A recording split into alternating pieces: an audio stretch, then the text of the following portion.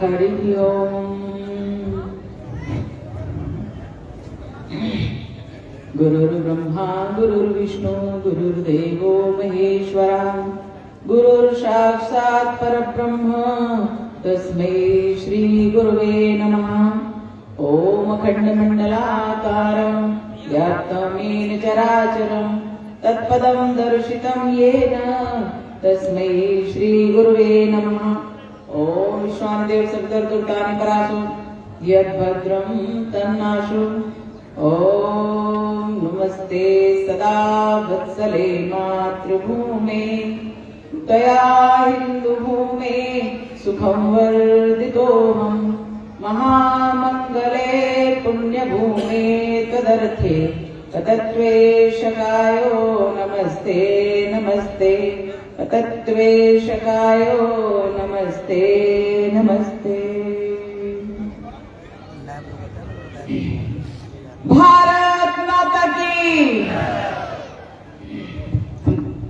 आप सभी काफी देर से बैठे हुए हैं। सर्दी का मौसम खत्म होने वाला है, बसंत का मौसम आ गया है। तो इस बसंत के मौसम में इस धूप का आनंद लेने में भी बड़ी प्रसन्नता होनी चाहिए। पर काफी देर से बैठने के बाद आप लोगों को लग रहा होगा ये भाषण पर भाषण सुनाए जा रहे हैं। पर मैं सच बताऊं, आपको भाषण देने नहीं आई। मैं आपको आपका परिचय कराने आई हूं, आपसे आपको। तो आपसे आपका परिचय आप जान लीजिए, क्योंकि भूलने की आदत हम हिंदुओं की बहुत जल्दी है। हम बड़ी जल्दी बहुत सारी चीजें भूल जाते हैं।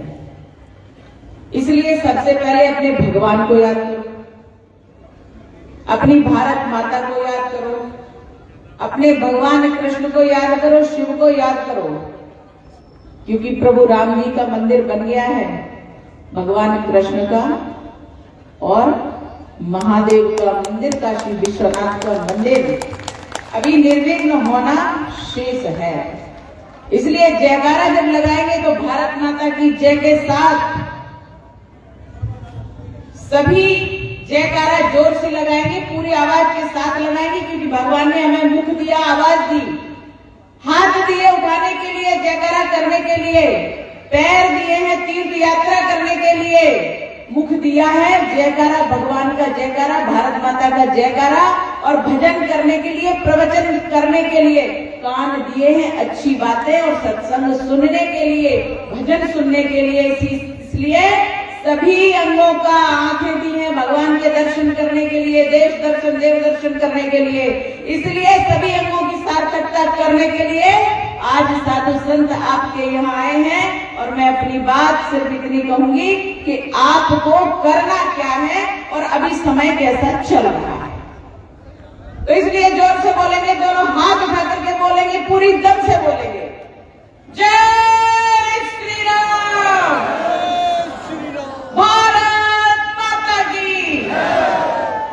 भारत माता की, वंदे वंदे वंदे वंदे। जय श्री राम, जय श्री कृष्ण, हर हर महादेव।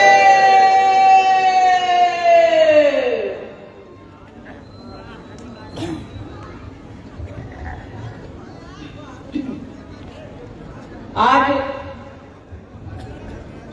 राष्ट्रीय स्वयंसेवक संघ के 100 वर्ष का जो ये कार्यक्रम, शताब्दी वर्ष का ये जो कार्यक्रम विराट हिंदू सम्मेलन हो रहा है, आज आगरा के कोइया में यह विराट हिंदू सम्मेलन के मंच पर उपस्थित कार्यक्रम के अध्यक्ष श्री राधे श्याम उपाध्याय जी, समिति अध्यक्ष श्री जगवीर सिंह तोमर जी, राष्ट्रीय स्वयंसेवक संघ के मुख्य वक्ता श्रीमान भूपेंद्र जी, प्रांत कार्यकारी सदस्य एवं प्रांत सामाजिक सद्भाव कार्य प्रमुख, मातृशक्ति क्षेत्रीय संयोजिका मातृशक्ति विश्व हिंदू परिषद की रीना जी, योगी फतेहनाथ चंडेश्वर मंदिर के महंत योगी शंकरनाथ जी, मुंडेश्वर मंदिर के महंत कोइया रामगिरी जी महाराज, हनुमान मंदिर आगरा के महंत हनुमान दास, हनुमान मंदिर ओया खासपुर के महंत और समक्ष विराजमान सभी साधु संतों को मैं ओम नमो नारायण बोलती हूँ। हमारे समक्ष मातृशक्ति विराजमान है और युवा शक्ति समक्ष विराजमान है।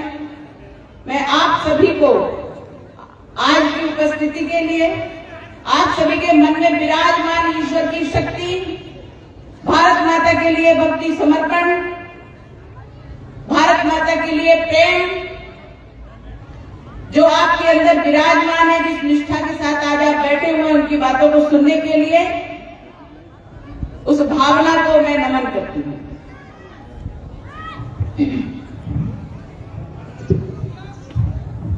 मैंने कहा मैं आपसे आपका परिचय करवाने आई हूं, तो ऐसा कैसे हो सकता है? तो संघ ने कहा कि 100 वर्षों में हमने जो कार्य किया है उसका हमें उल्लास मना करके पार्टियां मनाने के लिए और पार्टियों में बोतल खोलने का काम नहीं करना है। ये पार्टियां जिस प्रकार से शताब्दी वर्ष में मनाते वो कोई अन्य लोग होते हैं। राष्ट्रीय सेवक संघ जिसकी स्थापना के 100 वर्ष पूर्ण हो रहे हैं, यह वर्ष सेवा के कार्य कैसे हुए, कितने हुए, कितनी कमी है, यह जानने का आकलन करने का समय है। और इन सब परिस्थितियों से जो निकल करके प्रतंत्र काल में संघ की स्थापना हुई और तब से लेकर के भारत स्वतंत्रता के पश्चात अभी तक जो कार्य किए हैं उनका एक आकलन करना, और वह आकलन के साथ जहां कमी है और अपने देश में जिस प्रकार से विदेशी हमले, मुगलों के हमले, अन्य प्रकार के तमाम मिशनरीज के हमले हो रहे हैं, उनसे आपको अवगत कराना। और सबसे बड़ी बात कि हमें हमारी संतानों को सुरक्षित करने का आह्वान करना। हम कहां असुरक्षित हैं यह आपको बताने का समय है। तो हम कहां सुरक्षित हो सकते हैं? हम तो स्वतंत्र भारत में विराजमान हैं। भारत स्वतंत्र अवश्य है, किंतु भारत की स्वतंत्रता जब हमें प्राप्त हुई तो एक देश कट गया हमसे, हमारा एक हिस्सा कट गया भारत का। और उस भारत में जितने विधर्मी यहां से गए वह धर्म के नहीं, हमारे देश के बंटवारे के साथ अपना मुगल पंथ, अपना मजहब लेकर के गए और वहां उन्होंने स्थापित किया। इसलिए जब वहां पाकिस्तान में हिंदू जितने बच गए जो भारत में नहीं आ पाए, वह हिंदू वहां खत्म हो गए। अब पता नहीं चलता कितने हिंदू बचे हैं और कितने नहीं, क्योंकि उनकी गिनती नगण्य हो गई है, उनके अते पते नहीं है।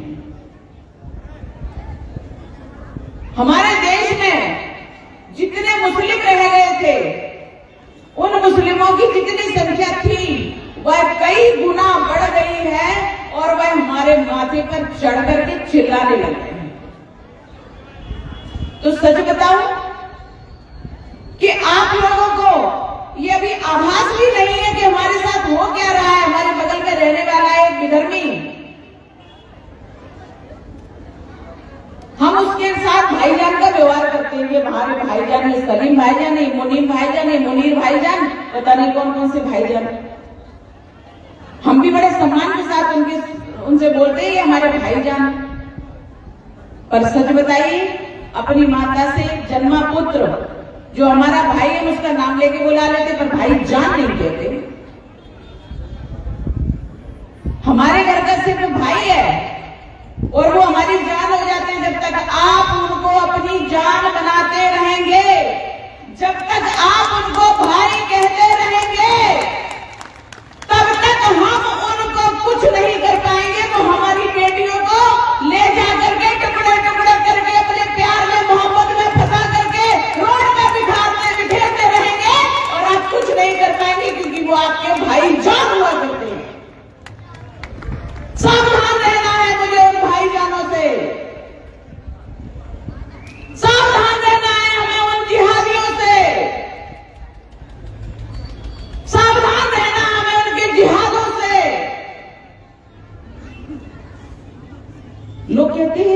जिहाद क्या होता है?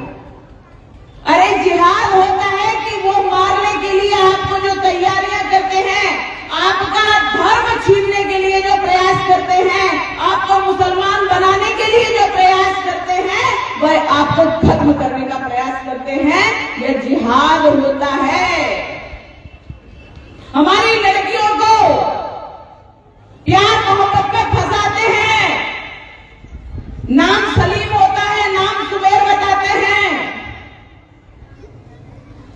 नाम अकबर होता है, नाम सुनील बताते हैं, और लड़कियां प्यार मोहब्बत में उनके में फंस जाती हैं। सबसे पहले वो उनका शारीरिक शोषण करते हैं, मानसिकता उनकी बदल देते हैं, काजियों के सामने विवाह कर देते हैं। तब कहीं गलती से कोई थोड़ी बहुत खबर लगती है कि शायद हमारी लड़की उसके चक्कर में है। कभी तो पता चलता, कभी चलता ही नहीं। और जब पता चलता है तो माता पिता रोकने का प्रयास करते हैं, परंतु वो रुकती नहीं। वो हमारे घर में हमारे गुणगान नहीं गाती हैं, अपने घर में धर्म के गुणगान नहीं करती हैं। पर जब आप उनको रोकेंगे कि वो लड़का मुसलमान है, तुम्हें पता नहीं है, तुम रुक जाओ, प्यार मत करो, ये गलत है, प्यार नहीं है, मर जाओगी वहां जाकर के, तो वो लड़कियां कहती है आप तो हमारे दुश्मन हो। माता कहती मैं मर जाऊंगी अगर तुम चली गई, तो कहती मर जाओ, मुझे क्या फर्क पड़ता है। ऐसी लड़कियां जो बदतमीज हो जाती हैं इस चक्कर में, लव जिहाद के चक्कर में, वो लड़कियां हमसे मोह तोड़ के चली जाती हैं। वहां जाकर के उनको जिस प्रकार से गौ मांस खिलाते हैं, तमाम प्रकार का मांस मटन खिलाते हैं, तमाम जिंदगी उनके साथ करते हैं और उनको बेच देते हैं मुस्लिम देशों में। हमें पता भी नहीं चलता हमारी बेटी गई कहां। लाखों रुपए उससे कमा लेते हैं बेच करके, और अगर नहीं बेच पाए तो हमारी लड़की को बुर्का पहना देते हैं, और अगर उसने बुर्का पहनने से मना कर दिया तो हमारी लड़की को काट के, पीट के और टुकड़े टुकड़े करके सूटकेस में बंद करके सड़क पर फेंक देते। तो क्या आप तैयार हैं इसके लिए? जिन बेटियों को हम पैदा करते हैं, खुशी मनाते हैं, हमारा बच्चा है, पाल पोस कर बड़ा करेंगे, हमारा बच्चा है, हम अपनी बेटी को ऐसा बनाएंगे, रानी लक्ष्मीबाई बनाएंगे, हम अपनी बेटी को दुर्गावती बनाएंगे, हम अपनी बेटी को पढ़ाएंगे, लिखाएंगे, अपने पैरों पर खड़ा करेंगे, अच्छा जीवन साथी चुनेंगे उसके लिए। पर आप वहां तक पहुंच ही नहीं पाते। वो लव जिहादी आपकी बेटी को कक्षा 8वीं में पढ़ रही होगी, तभी से उसके पीछे लग जाते हैं, क्योंकि उनको इस बात के लिए पैसे मिलते हैं विदेशों से, मुगल देशों से, खाड़ी देशों से। यहां वो आपके साइकिल का पंचर जोड़ लेंगे, आपके यहां घर में घुस करके बिजली सुधार देंगे, उससे जो कमाएंगे मस्जिद में जाकर के देते हैं, और वहां से लव जिहाद के लिए, वहां से आपको हिंदू से हटाने के लिए, मुसलमान बनाने के लिए आपकी बेटियों को तमाम सारी शॉपिंग करवाएंगे, मोटरसाइकिल पे घुमाएंगे, डायल करके, फैशन करके, और बढ़िया हीरो बन के आ जाएंगे। और आपकी लड़कियां सोचती हैं कि अरे वाह, ये तो बहुत स्मार्ट है, ये तो हमें बहुत प्यार करता है। और जब उन्हें मारता है, पीटता है, कुछ लड़कियां भाग लेती उनके घर से, तब उनका पता चलता है, रिपोर्ट करती है, तब पता चलता मुंह सुजा के, एक आंख ऊपर, एक आंख नीचे, एक टांग ऊपर, एक टांग बाजू में करके पड़ी हुई है। क्यों? हमें बहुत मारा, हमें बचा लो। अरे तुम्हें बचा लिया, तुम्हें काट दो। जिस दिन तुम अपने माता का, पिता का अपमान करके गई थी, उस दिन तुमने हमारी मर्यादा का उल्लंघन कर दिया। और इस उल्लंघन का अर्थ यही होता है कि जब तुम्हारे ऊपर माता पिता का संरक्षण नहीं, जब तुम्हारे परिवार का संरक्षण नहीं, जब तुम्हारे समाज का संरक्षण नहीं मिल पाया, तुम्हें नहीं मिल पाया, नहीं तुमने लिया नहीं, तो तुम्हारा परिणाम यही होना था। फिर हम दिखाएंगे हमारी बेटी है, आ जाओ बेटी मेरे पास, मर जाना चाहिए जहर खा के। दूषित हो गई हो तुम्हारी पाख दूषित हो गई है, तुम हमारे रक्त के संबंध नहीं बचे, तुम वर्ण संकर पैदा करती हो और वो हमें स्वीकार नहीं। हम तो डॉक्टर बनाते हैं लड़कियों को, उन डॉक्टर लड़कियों को सिखाते हैं कि मानवता ही हमारा धर्म है। उन लड़कियों को, उन बच्चों को, उन बेटों को सिखाते हैं कि डॉक्टर सबसे बड़ा होता है, कोई भी हो सेवा करो उसकी, अच्छे से उसका इलाज करो और उसको जरूरत है तो खिलाओ पिलाओ, आराम से उसको ठीक करो और उसके घर में भेज दो, डिस्चार्ज कर दो हॉस्पिटल से।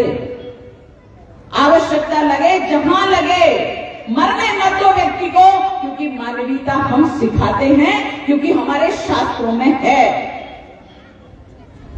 परंतु उनके डॉक्टर नहीं क्या करते हैं? अरे खुला बोल रही हूं, मुसलमानों के डॉक्टर और डॉक्टरनी बने हुए लड़के और लड़कियां क्या करते हैं? तो लड़के बम बांध के और दिल्ली जैसे शहर में फट जाते हैं और लड़कियां उनको प्रोवाइड करती हैं बम बनाने का सामान, हिंदू लड़कियों को मुसलमान बनाने का काम। राजस्थान का उदाहरण देख लीजिए, एक मुसलमान डॉक्टर ने 2500 हिंदू महिलाओं के बच्चों को गर्भ में मार दिया। 2500 हिंदुओं के बच्चों को। कभी पढ़ा आपने? कभी सुना आपने? नहीं, क्योंकि हम तो अपने सुख में सुखी हैं। हमें खाने को मिल रहा है, पलंग पड़ा हुआ है, सोने को मिल रहा है, उतना कमा लेंगे जितना हमें जरूरत है, बाकी का सरकार दे देगी। अरे उठो इससे, ध्यान करो इस बात का। हमें क्या नहीं करना है तो सुन लो, स्पष्ट बोलती हूं, क्योंकि हमें आत्मरक्षा, समाज रक्षा, परिवार रक्षा और राष्ट्र रक्षा का कर्तव्य करना आता है और सीखना पड़ेगा। सुन लीजिए, जब आप गाड़ी खरीदते हैं, धनवान हैं, आपको 4 व्हीलर की आवश्यकता है, कार की आवश्यकता है, महंगी महंगी कार खरीद लीजिए। लेकिन जब ड्राइवर रखें तो ध्यान रहे कि मुसलमान ना हो।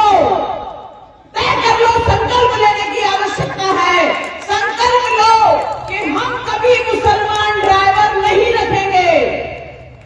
अगर आप स्वीकार करते हैं तो जोर से बोलिए भारत माता की। मुसलमान ड्राइवर नहीं रखेंगे। हम भारत माता की जय इसलिए बुलवा रहे हैं कि आपसे संकल्प करवा रहे हैं, और वह संकल्प का प्रत्युत्तर है कि हाँ हम इसके लिए तैयार हैं, तभी भारत माता की जय बोलना। हम इलेक्ट्रिसिटी को ठीक करने के लिए, हम बिजली ठीक करवाने के लिए अपने घरों में मुसलमान मिस्त्री को नहीं बुलाएंगे, और भारत माता की। अगर अस्वीकार हो तो बता देना। हम अपने घर में नल ठीक करवाने के लिए प्लम्बर को नहीं बुलाएंगे, मुसलमान प्लम्बर को नहीं बुलाएंगे, और भारत माता की। हम उनके बने हुए खाद्य सामग्री नहीं खाएंगे, नहीं खरीदेंगे, और भारत माता की। हम अपने घर में उनको नहीं बुलाएंगे, हम उनके घर में नहीं जाएंगे, बोलो भारत माता की। अपने बेटे और बेटियों को उन लोगों से, मुसलमानों से, क्रिश्चियन से सुरक्षित रखेंगे, उनसे दोस्ती नहीं करने देंगे, बोलो भारत माता की। हम कभी भी उन मुसलमान डॉक्टर से इलाज नहीं करवाएंगे, बोलो भारत माता की। हम कभी भी मुसलमान कंपनी से बनी हुई सामग्री, मुसलमान कंपनी के कितने भी बड़े प्रोडक्ट क्यों ना हो, हम उनको नहीं खरीदेंगे, बोलो भारत माता की। हम कभी उनको अपना भाई नहीं कहेंगे, अपनी बहन नहीं कहेंगे, हम उनसे रिश्ते नहीं रखेंगे। बोलो भारत माता की। मन से बोलना कसम है आपको, क्योंकि मुझे पीड़ा होती है इस बात की कि हमारी बेटियों को लेकर के जाते हैं और हमें थू मिला करके, मूत्र मिला करके, मल मिला करके सामान में और हमें बेचते हैं और हम खाते हैं।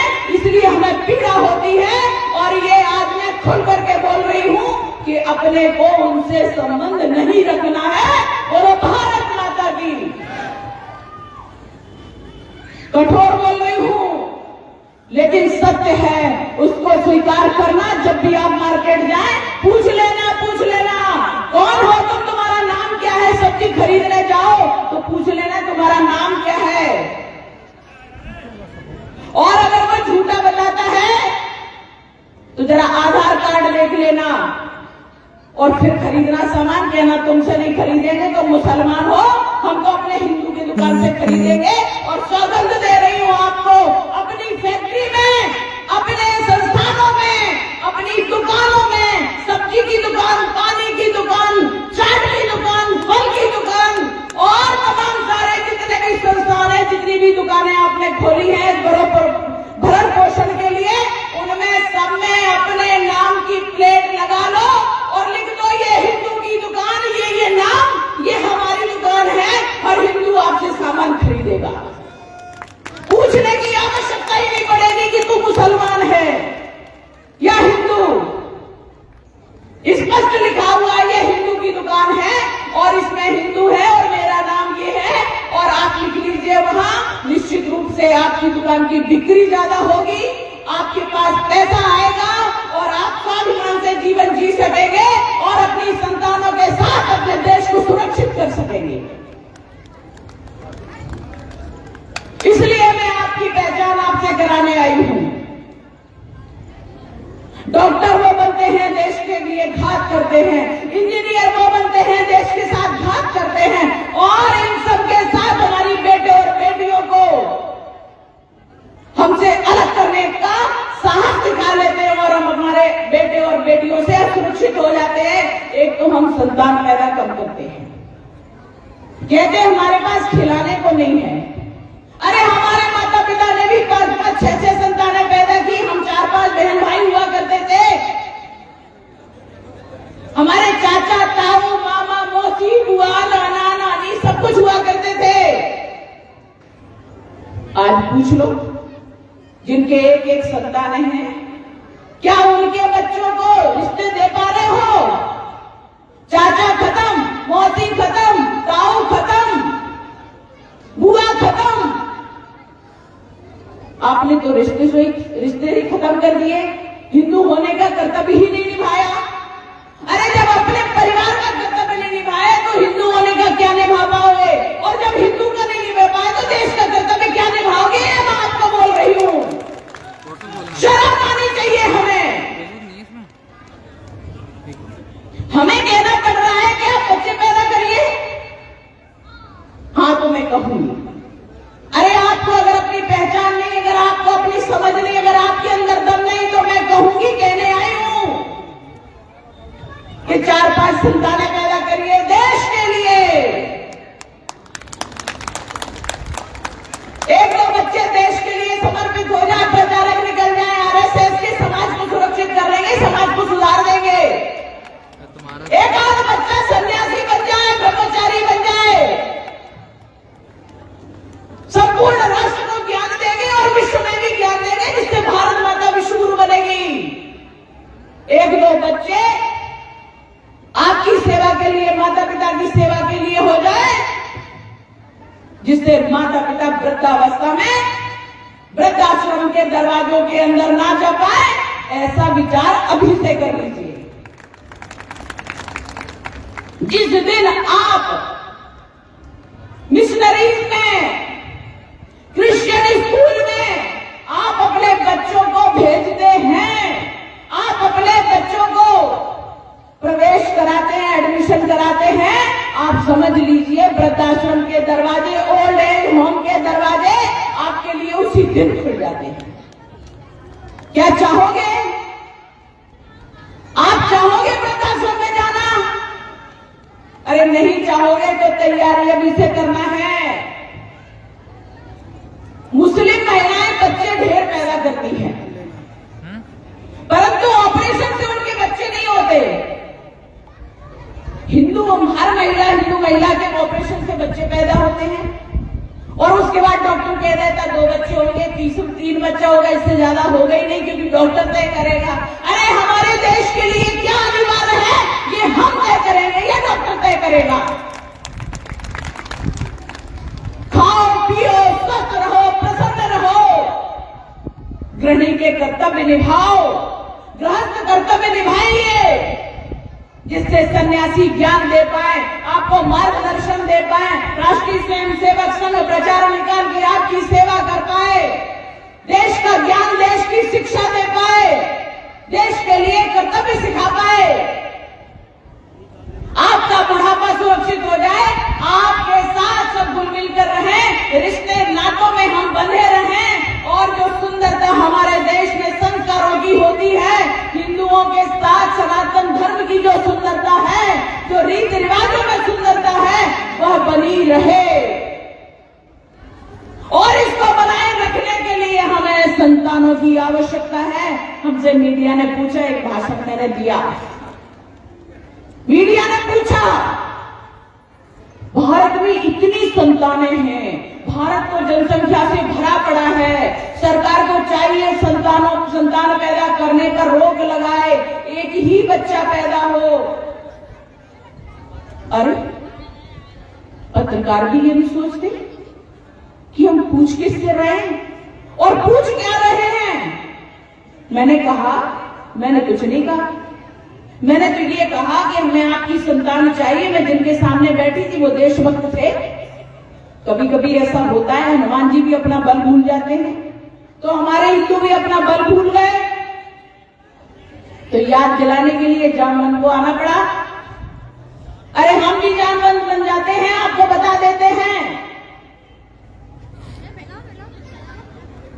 कि संतानें किसकी चाहिए देश को। मैंने उनको उत्तर दिया, आप बोलिए, अगर आपके देश को ये नहीं चाहिए तो आप उत्तर देंगे नहीं चाहिए। मैं पूछती हूं आपसे, और मैंने पत्रकारों को बोला, पत्रकार निरुत्तर थे, पर मैं आपसे पूछती हूं, आप निरुत्तर नहीं रहेंगे। आप तो अगर नहीं चाहिए तो बोलिए नहीं चाहिए, और चाहिए तो बोल दीजिए चाहिए, तो समझ में आ जाएगा कि देशभक्त कौन है, गद्दार कौन है। और अगर नहीं चाहिए तो स्पष्ट बोलिए, क्या आपको देश में बाहर से आने वाले रोहिंग्या की संतानें चाहिए? जोर से बोलेंगे तो सुनाई पड़ेगा। नहीं चाहिए। क्या आपको रोहिंग्या की संतानें चाहिए? क्या आपको मुस्लिमों की संतानें चाहिए? वो मुस्लिम जो देश में रहते हैं, भारत में ही रहते हैं, भारत का ही खाते हैं, भारत में ही मरते हैं, भारत में ही जिंदा रहते हैं, और जब यहाँ रहते हैं, जिंदा रहते, खाते पीते सब करते हैं, उसके बाद जिंदा रह करके पाकिस्तान के गुण गाते हैं, विदेशी मुस्लिम देशों के गुण गाते हैं। क्या उनकी संतानें चाहिए? क्या आपको देश में रह करके विदेशी गीत गाने वालों की संतानें चाहिए? हिंदू कहलाने वाले कांग्रेसी, जो भारत में आतंकवाद फैलाने वाले लोग, आतंकवादियों का साथ देने वाले लोग, भगवा को आतंक कहने वाले लोग, क्या उनकी संतानें चाहिए? इस धरती पर रह करके विदेशी लोगों को भारत में घुसा करके यहां पर आक्रमण करवाने वाले लोग, क्या उनकी संतानें चाहिए? क्या बुर्के में ढके रहने वाली और महिलाएं जो हमारी बेटियों को अपने मुसलमान बनाने के लिए तैयार हैं, क्या उन जैसी औलादें चाहिए? अगर नहीं चाहिए तो सावधान हो जाइए। कि हमें हमारे देश के लिए क्या करना है और क्या नहीं करना है। तो नहीं करना है जो हमने पहले बता दिया कि उनका सामान नहीं, वो नहीं, उनकी दोस्ती नहीं, उनका व्यवहार नहीं, कोई आन जान बान नहीं। और इसलिए जो करना है वो मैंने बता दिया कि संतानें पैदा करिए, उनको संस्कारित कर दीजिए। और अगर पाल नहीं सकते तो हम जैसे संतों को कह दीजिए, हम आपसे ही भिक्षा मांग करके उन बच्चों को पढ़ा लेंगे, लिखा लेंगे, संस्कारित कर लेंगे और अपने देश की भक्ति सिखा करके देशभक्त तैयार कर देंगे। हम हर बात के लिए तैयार हैं, लेकिन सनातन धर्म जिंदा रखेंगे, यह धरती को अक्षुण्ण बनाए रखेंगे, अपने भारत को अखंड बनाएंगे, भारत को विश्व गुरु बनाएंगे, यह संकल्प लेते हैं। और यदि संकल्प के साथ आप तैयार हैं तो बोलिए जोर से हाथ उठा करके भारत माता की संकल्प दिलाने आई। हिंदू सम्मेलन है, धर्म हमारा सनातन है। तमाम सारे लोग जिनको पता ही नहीं कि भगवान किसे कहते हैं, वह आ जाते हैं हम भगवान को नहीं मानेंगे, शपथ ले रहे हैं भगवान विष्णु को नहीं मानेंगे, भगवान गणपति जी को नहीं मानेंगे, दुर्गा माता को नहीं मानेंगे। अरे उनसे पूछो, बुद्धि से गरीब लोग, तुम किसको ना मानने की बात कर रहे हो? ये भरत भूमि है, ये सनातन भूमि है, यह सनातन धर्म है, यह सनातन संस्कृति है। यहाँ से तुमने जन्म लिया वह सनातन धर्म है, और जहाँ तुमने खाया पिया, बड़े हुए, पोषित हुए, वह सनातन धर्म में हुए। तो ये कायरता तुम्हारे अंदर कहां से आ गई, जो तुम्हें धर्म से अलग कर रही है? अरे यहां और कोई धर्म होता ही नहीं, एक ही धर्म है जो संविधान में भी लिखा हुआ है, और वह है सनातन धर्म। बाकी तो अन्य पूजा पद्धतियां हैं, अन्य मत और पंथ हैं, पर सभी मत और पंथ सनातन में हैं। और जो सनातन में है वह सनातनी है, वह धर्मी है, क्योंकि धर्म तो सिर्फ एक है, वह है सनातन धर्म। तो जो सनातन धर्म में है वह धर्मी, और जिसने धर्म छोड़ा वह विधर्मी। दो मत है ही नहीं। इसलिए सनातन धर्म को छोड़ने का प्रयास मत करिए। सनातन धर्म छोड़ा तो कहीं के नहीं बचोगे, और कुछ भी तुम्हारी पहचान नहीं बचेगी, और कहीं तुम्हारा अस्तित्व नहीं बचेगा। लौट घूम कर तुम वहीं आने वाले हो, इसलिए दिशा सही पकड़ो, भटको मत। रही सामाजिक समरसता की बात, तो ये सब हमारे अंग है, ये सब हमारे अंग हैं। अगर कोई हमारा बच्चा धन से गरीब है तो हम उसको सब मिलकर के धन दे करके उसको अपने बराबर कर लेंगे, उसके बच्चे को पढ़ा देंगे, उसके बच्ची का विवाह कर देंगे, उसके घर में अनाज नहीं है अनाज पहुंचा देंगे। परंतु अपने व्यक्ति को, अपने अंगों को, अपने अंश को अपने से अलग नहीं करेंगे, यह संकल्प हमें लेने की जरूरत है। हम कहीं अलग नहीं हैं। फिर एक संकल्प याद दिला रही हूं, और वह संकल्प में आपको फिर से जोर से बोलना है। अगर भारत मां आपकी है तो जोर से बोलिए, हमारा है, हमारी है। भारत मां किसकी है? प्रभु श्री राम किसके हैं? भगवान शिव किसके हैं? भगवान विष्णु किसके हैं? राम जी किसके हैं? भगवान कृष्ण किसके हैं? गणपति गजानन महाराज किसके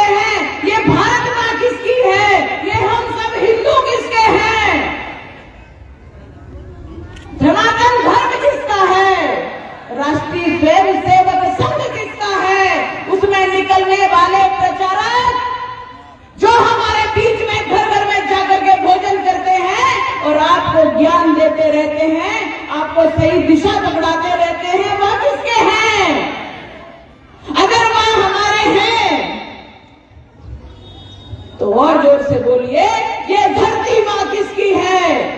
ये जननी माँ किसकी है? भारत की बेटियां किसकी हैं? भारत के बेटे किसके हैं? ये माता पिता किसके हैं? ये हिंदू समाज किसका है? सनातन धर्म किसका है? अगर ये सब हमारा है तो क्या हम किसी को लेने देंगे? क्या हम जिहाद करने वालों को अपने बीच में पनपने देंगे? मैंने कहा, अपने संकल्प लिया कि ये भूमि किसकी है? आपने कहा हमारी है। तो जब आपकी भूमि है तो इसमें 5-7 फीट लंबी, 3-4 फीट चौड़ी, उसमें हरा कपड़ा चढ़ा, गैर कानूनी, वो चादर क्यों स्वीकार करते हो? ये प्रश्न है हमारा। जब ये भूमि हमारी है तो चादर किसका क्यों स्वीकार है आपको? ये प्रश्न है हमारा। उत्तर आप लोग दे दीजिएगा। जब हमारे पास ज्ञान का भंडार है, भारत विश्वगुरु था, विश्वगुरु है, विश्वगुरु रहेगा। सन्यासी हमारे हैं, ज्ञान हमारे पास है, वेद हमारे पास है, शास्त्र हमारे पास है।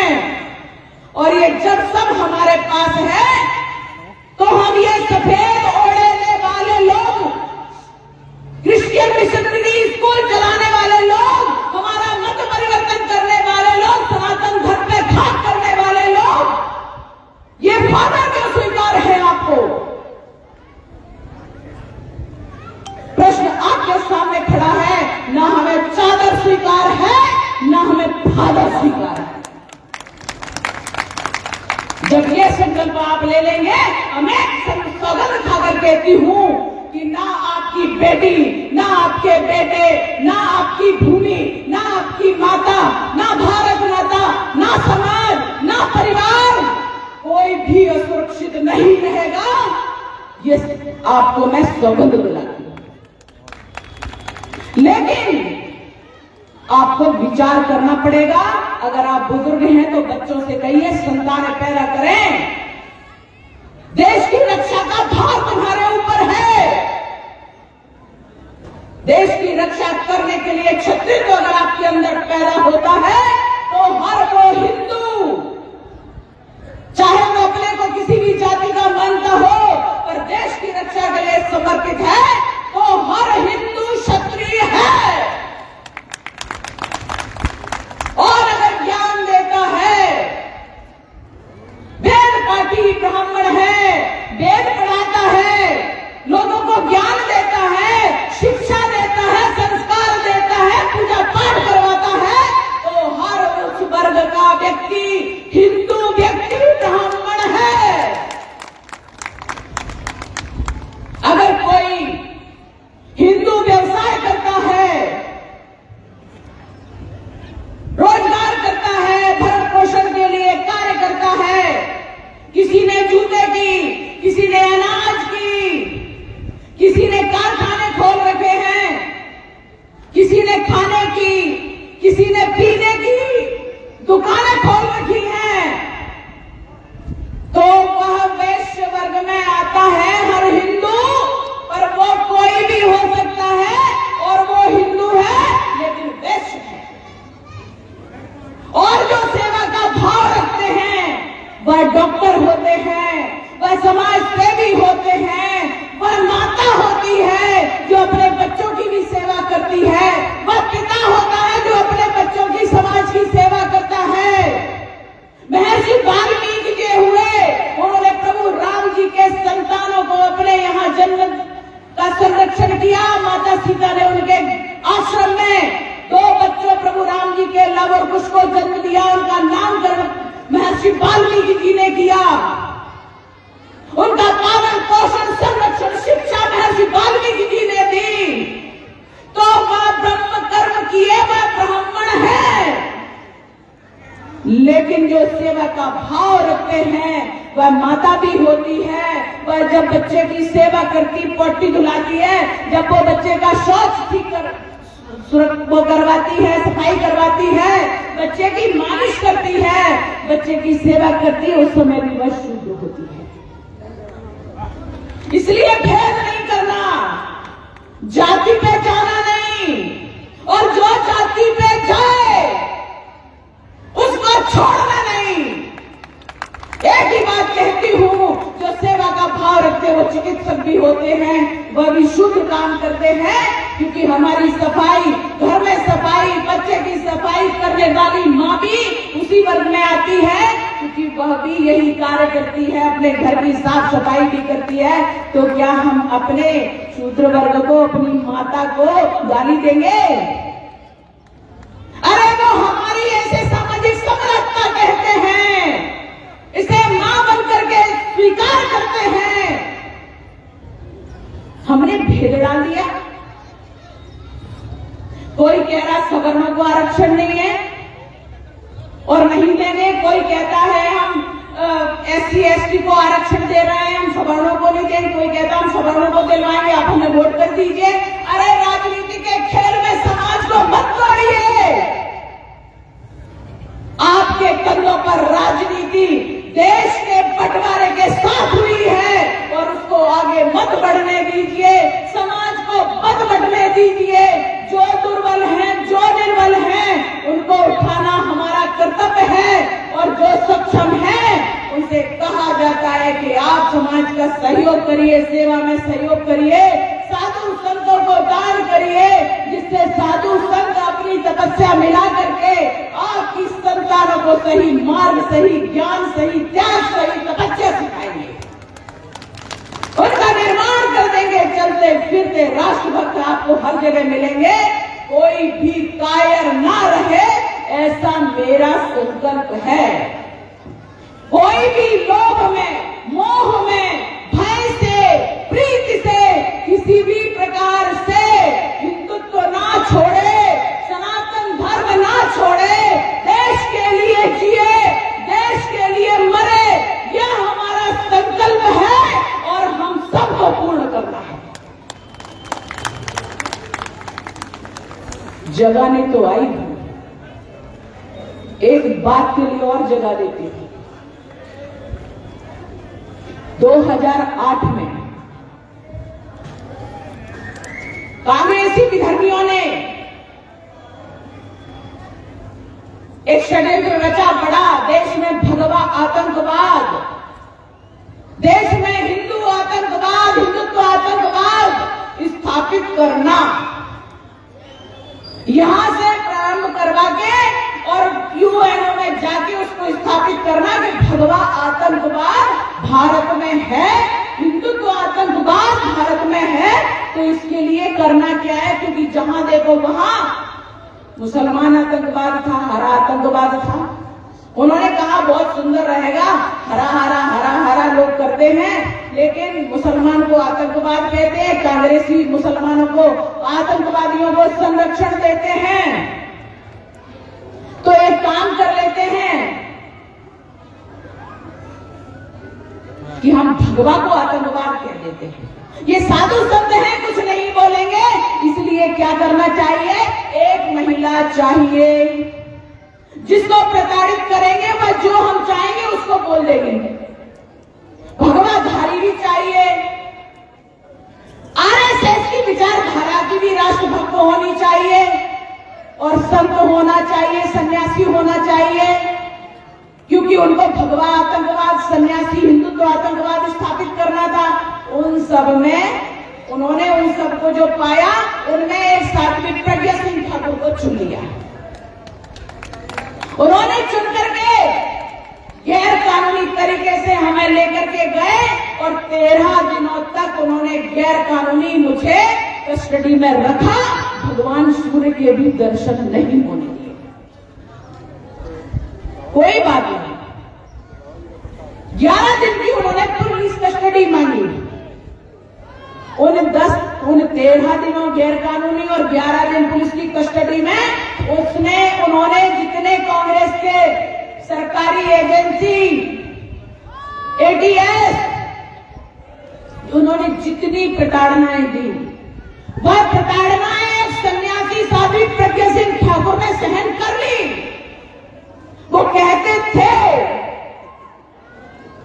आरएसएस के लोगों ने कहा और तुमने बॉम्ब विस्फोट किया। मैंने कहा ना किसी ने कहा और ना हमने किया। क्यों? ना हिंदू तो आतंकवाद होता है, ना भगवा आतंकवाद होता है। उनके विचार, उनके मंसूबे मुझे समझ में आ गए थे, इसलिए मैंने कहा ये कोई हिंदुओं के विरुद्ध, कोई भगवा के विरुद्ध बड़ा षड्यंत्र करने वाले हैं, इसलिए मैंने उनको नकार दिया। उन्होंने जितनी यातनाएं दी वो मैंने सहन की। नार्को टेस्ट 3 बार किए, जो व्यक्ति एक बार सहन नहीं कर पाता वो नार्को टेस्ट मेरे 3 बार किए हैं। पॉलीग्राफी टेस्ट 3 बार किए, ब्रेन मैपिंग टेस्ट 3 बार किए, 4 साइकोलॉजिकल टेस्ट 3 बार किए, लेकिन एक बार अनुमति ली, 2 बार गैर कानूनी किए, पर उन्होंने पाया कुछ नहीं। क्यों? क्योंकि जो सन्यासी होता है वह त्यागी और तपस्वी होता है। तुम जैसे विधर्मियों की तो औकात क्या है उसके, तुम सोल को पा जाओ, उसकी आत्मा तक पहुंच जाओ। मैंने कहा तुम मार लो, पीट लो, तोड़ दो, फोड़ दो, मार डालो, लेकिन यहाँ जो देशभक्ति बैठी है, हमारी भारत माँ बैठी है, हमारे ठाकुर बैठे हैं, वहां तक तो हम तुम्हें पहुंचने भी नहीं देंगे। और इसलिए मैं 9 वर्षों तक बिस्तर पे थी, चल नहीं पाती थी, अपने से करवट भी नहीं ले पाती थी, पर मैंने कहा तुम्हें हम जीतने नहीं देंगे। ये सनातन धर्म है जिसमें सन्यासी मजबूत होता है, हर महिला मजबूत होती है, नारी शक्ति मजबूत होती है, इसमें भेद नहीं करना। जब जिसके पल्ले दुश्मन पड़ जाए वो वहां से उनको दुश्मनों को खदेड़ना, खत्म करना जानती है। इसलिए अपनी बालिकाओं को सन्यास बना दो, सन्यासी बना दो, अपनी बालिकाओं को ब्रह्मचारिणी बना दो, अपनी बालिकाओं को दुर्गावती बना दो, अपनी बालिकाओं को दुर्गा माँ बना दो, महारानी लक्ष्मीबाई बना दो, माँ कालिका बना दो। कभी भी कोई उनके पास लव जिहाद करने नहीं आएगा और कभी भी कोई भी दुश्मन उनको छू नहीं सकता। ऐसी वीरांगना कर्तव्य आपका है, माता पिता का कर्तव्य है, सीख लो, समझ लो और वह कर लो जो देश को चाहिए। राष्ट्रीय स्वयंसेवक संघ जिस प्रकार से आपके घर में घर घर पहुंच करके आपको चेताना चाहता है, विराट हिंदू सम्मेलन करके आपको जगाना चाहता है, ऐसे कार्यक्रम में उपस्थित होकर के आपने जो धैर्य बताया है यह अपार धैर्य है और इस धैर्य को बनाए रखिए, अपने साथ लेकर के चलिए, परिवारों में रहिए, परिवारों के साथ बैठ करके भोजन करिए, परिवारों अपने पूरे परिवार के साथ अपनी बोली में बोलिए, अपनी भाषा में बोलिए, परिवार के साथ मिलजुल कर अब एक भोजन करिए जो हम घर में बनाते हैं और अपनी बेटे और बेटियों से चर्चा करिए, आज का दिन कैसा रहा, कैसी पढ़ाई रही, नाम क्या तुम्हारा, भूलना नहीं है। और इसलिए उन सबको जागृत करके अपने बच्चों पर ध्यान दे करके परिवार को, कुटुंब को मजबूत बना लीजिए, उससे समाज मजबूत बनेगा और देश मजबूत बनेगा। कोई भी विधर्मी, कोई भी आतंकवादी, कोई भी अन्य दुश्मन देश हमारे ऊपर कभी उल्टी निगाह नहीं डाल सकता और कभी हमारे ऊपर आक्रमण नहीं कर पाएगा, ये मैं विश्वास दिलाती हूँ। इसलिए भगवान की भक्ति करिए, राष्ट्र के प्रति निष्ठा और समर्पण रखिए। मैं जोर से बोलूंगी, जयकारा लगाऊंगी, आप लोग हाथ उठा करके उत्तर दीजिए, जयकारा लगाइए।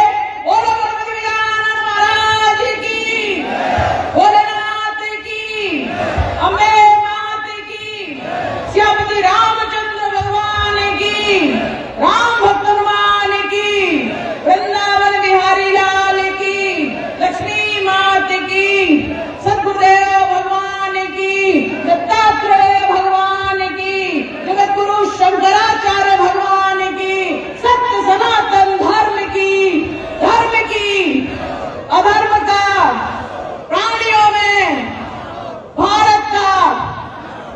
लोग कहते हैं विश्व का कल्याण कहते हैं, मैं कहती हूं पहले भारत का कल्याण होगा तभी विश्व का कल्याण होगा। इसलिए जो